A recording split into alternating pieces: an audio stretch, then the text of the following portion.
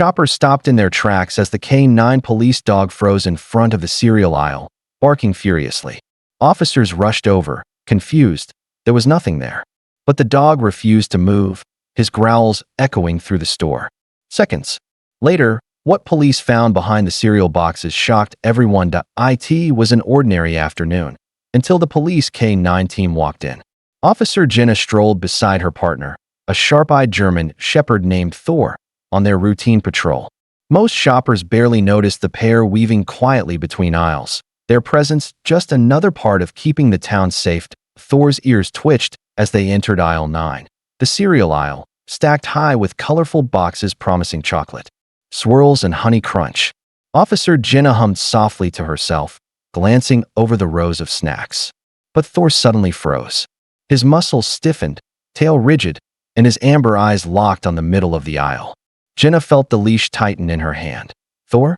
What is it, boy?" she asked, her voice low. Shoppers paused as the K9 lowered his head, sniffing the air with sharp, deliberate breaths. Then, without warning, he let out a single, sharp bark that echoed down the aisle. Jenna's heart rate picked up. Thor rarely reacted like this unless something was seriously wrong. Slowly, she scanned the aisle. Nothing seemed out of place. Just cereal boxes, cheerful mascots, and blinking fluorescent lights. But Thor wasn't moving. He took a single step forward, growled low in his throat, and stared at the shelf as if it held a secret no one else could see. A tense silence hung over aisle 9 as Thor's low growl rumbled through the air. One man slowly pushed his cart backward, unwilling to be anywhere near whatever had caught the police dog's attention. Officer Jenna tightened her grip on the leash, crouching slightly to meet her partner's eye. "Show me, Thor," she whispered. Thor lowered his snout closer to the cereal boxes, sniffing each one with rapid, precise movements. His body remained rigid, every muscle coiled with focus. He moved along the bottom row of shelves and stopped at a small gap between two brightly colored boxes of honey oat cereal. His ears perked forward, and he let out another sharp bark, louder this time. Jenna's pulse quickened. Something, or someone, was there. She motioned for nearby shoppers to clear the aisle. "Everyone, please step back," she said, keeping her voice calm but firm. The supermarket manager appeared, wringing his hands nervously. "Is everything okay?" he asked, his eyes darting toward the K9. Thor suddenly pawed at the shelf, claws scratching against cardboard. His tail flicked with agitation as he whined, then growled again, refusing to move. Jenna knew this behavior well. Thor wasn't just alerting. He was insisting. Whatever was hidden behind those cereal boxes was serious. One brave employee leaned forward to peek, but Jenna held out a hand. "No one touches that shelf until we know exactly what we're dealing with." The store fell into an eerie hush, broken only by Thor's low growl and the faint hum of the supermarket lights. Officer Jenna signaled to her partner, Officer Ramirez, who approached cautiously with one hand resting on his holster. They had trained for dangerous situations, but this was different. "All right, Thor," Jenna said softly. "We're checking." Ramirez carefully slid a few cereal boxes aside, revealing a dark gap in the shelving. His flashlight beam cut through the shadows, and what he saw made his blood run cold. Two wide, terrified eyes stared back at him. It was a child. A little girl, no more than 6, crouched inside the narrow space, her tiny hands clutching her knees. Her face was pale, her cheeks streaked with tears. She flinched at the sudden light, whimpering softly as Thor barked again, though this time his tone was different, protective, not aggressive. "Sweetheart, it's okay," Jenna whispered, lowering herself to the floor. She extended a hand slowly, making sure her voice was gentle. "We're here to help." The girl shook her head, her voice trembling. "Please don't let him find me." The word sent a chill through Jenna. Someone had been chasing her, someone dangerous. Ramirez glanced toward the end of the aisle, his instincts sharpening. If the child was hiding, then the threat could still be somewhere in the store. "Call for backup," he muttered under his breath. This just got serious. Thor's ears perked, and his head snapped toward the end of the aisle. Officer Jenna followed his gaze, her pulse quickening. Somewhere among the rows of snacks and cereal, a presence lingered. Watching, Ramirez quietly spoke into his radio, requesting immediate backup. Shoppers had already started retreating, some peeking from behind displays, others whispering in fear.